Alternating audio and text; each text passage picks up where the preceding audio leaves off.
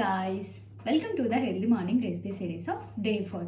ఈరోజు మనం యాష్గా జ్యూస్ ఎలా చేయాలో చూసేద్దాం. దాని బెనిఫిట్స్ అయితే బోలెడన్ని ఉన్నాయండి.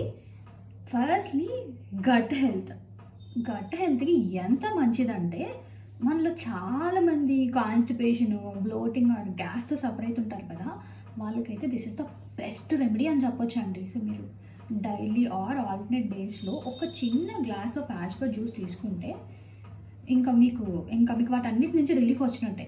ఇంకా అందరు ఫైబర్ అని మాట్లాడతారు కదండి. This is the one thing.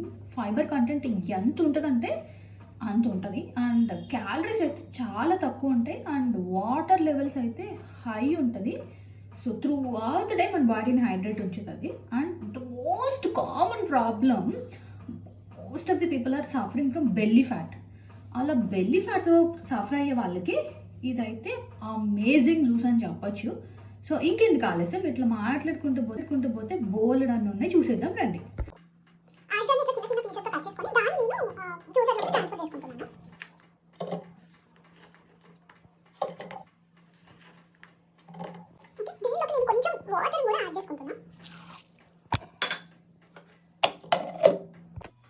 చూసారా బ్లెండ్ చేసుకున్న తర్వాత ఎలా ఉందో. ఇప్పుడు మనం దీన్ని స్ట్రైనర్లో వేద్దాం.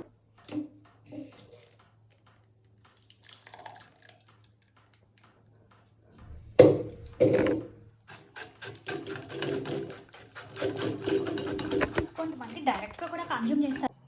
ఇట్లా స్ట్రెయిన్ చేసుకున్న తర్వాత నేను కొంచెం లైట్గా సాల్ట్ యాడ్ చేసిన, ఒక పించ్ ఆఫ్ సాల్ట్. దీన్ని ఇప్పుడు మనం